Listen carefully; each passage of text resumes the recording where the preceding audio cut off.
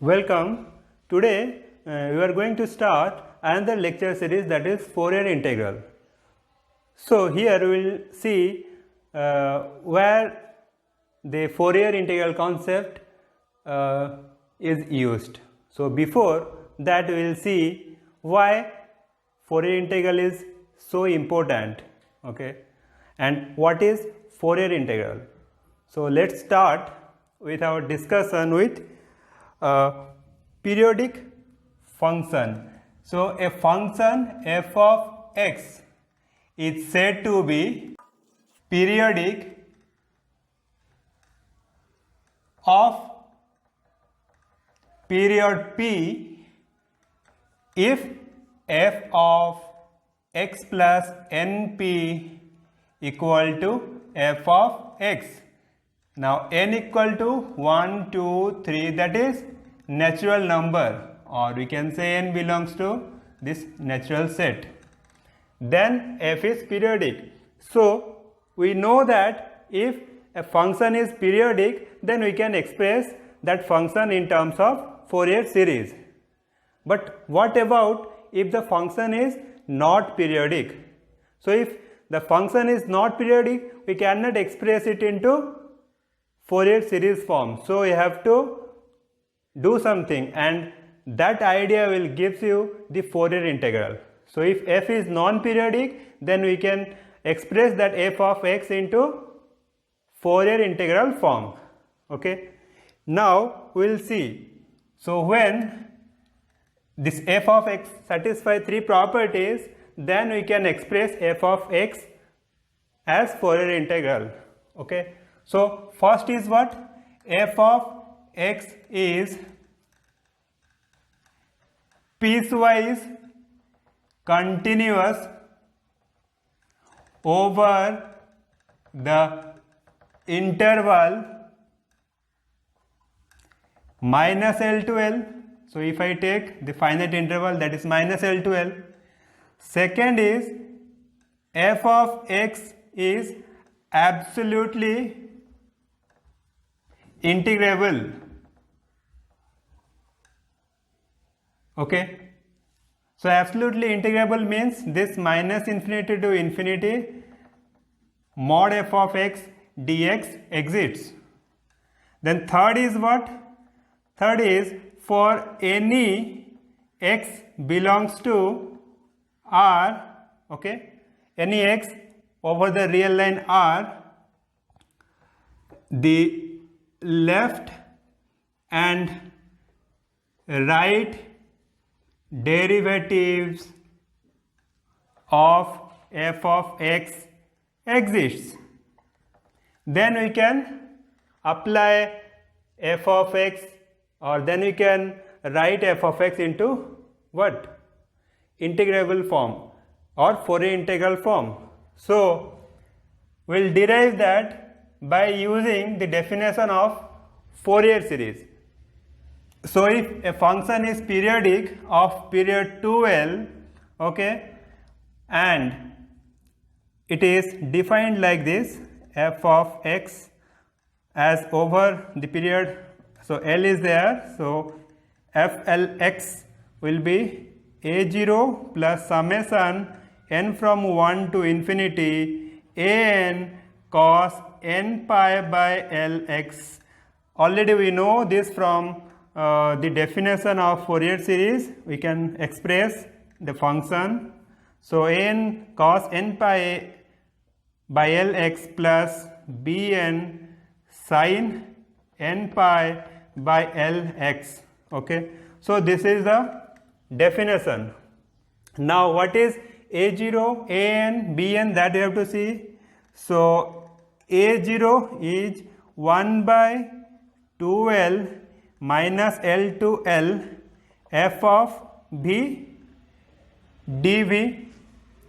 An is what? 1 by L integration from minus L to L f of v cos n pi by L x dv.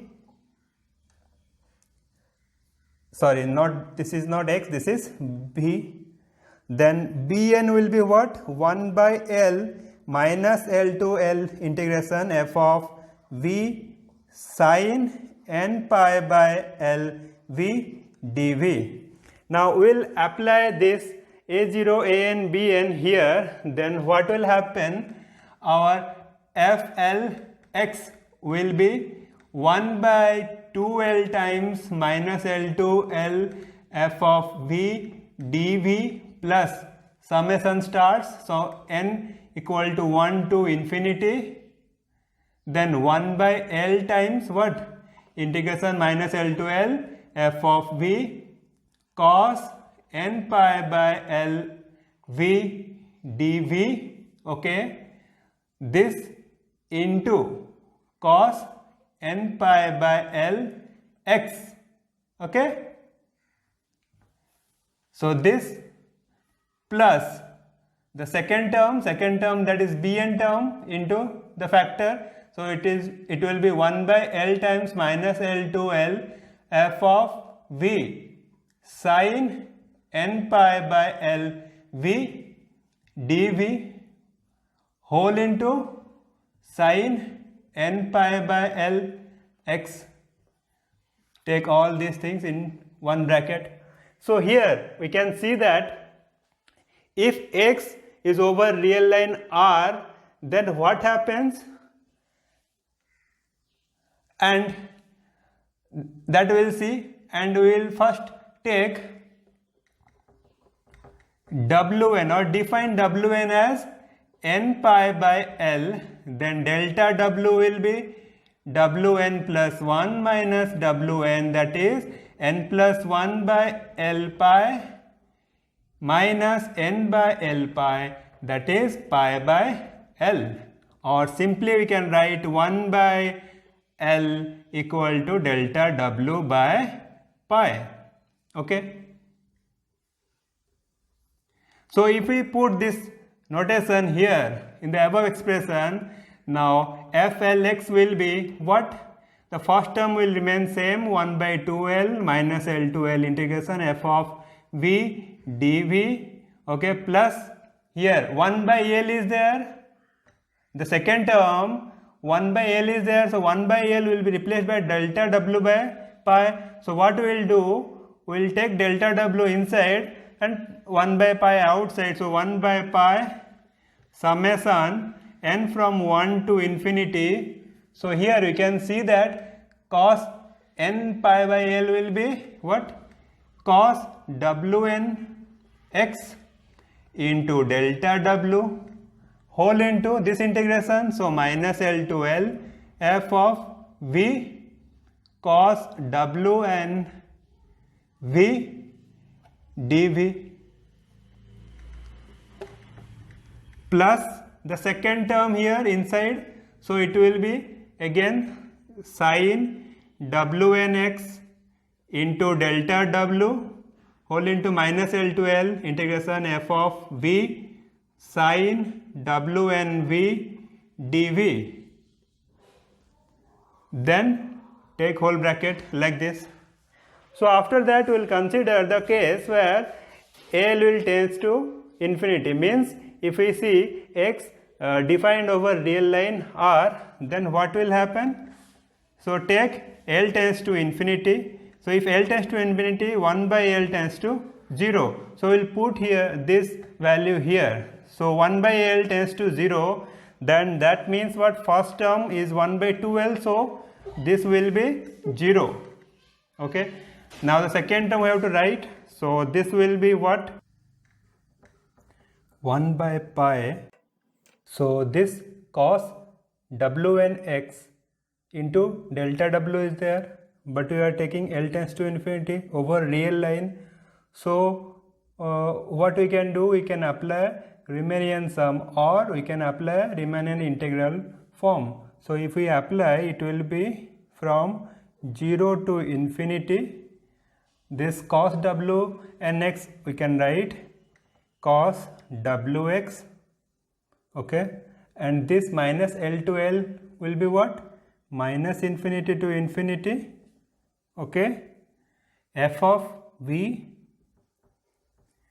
cos W and b will be cos wv dv.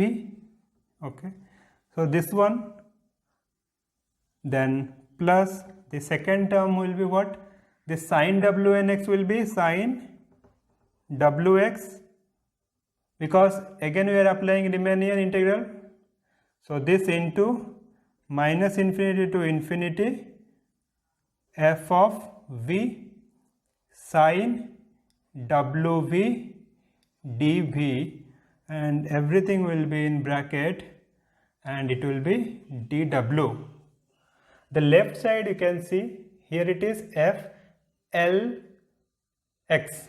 Okay, now what we can write, L tends to infinity, so f x will be limit L tends to infinity, so fl x.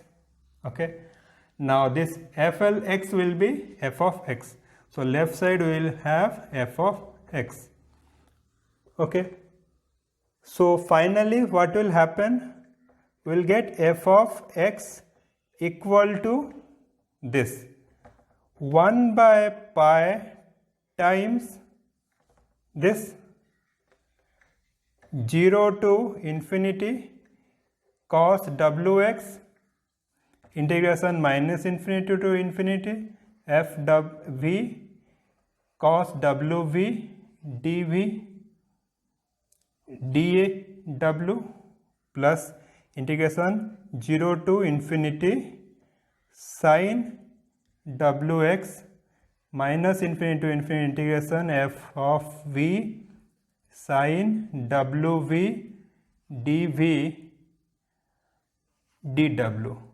So this is the final form of the expression. Now we will see what is Riemannian integral, because here we have applied.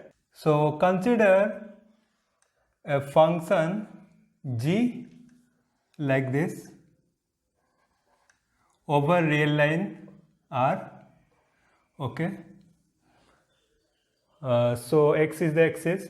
Now what will happen if we take this to this distance is delta w, this is again delta w, like that. So for this corresponding function value is this one, for this corresponding value is this and this.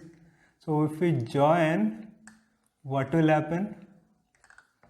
So corresponding function value is this, so if we join this one, so what is the area? Area of this portion is delta w into this function value at this point, the function value is this, so this length into this delta w, so area will be like this. Similarly for this point, this is the area, so like that we can approximate. Okay, so if delta w tends to 0, so the lines, this horizontal vertical lines will be closer to y-axis, and the area of each region, if we take and sum of all the region, then we can get the total area of G. So that we are doing here.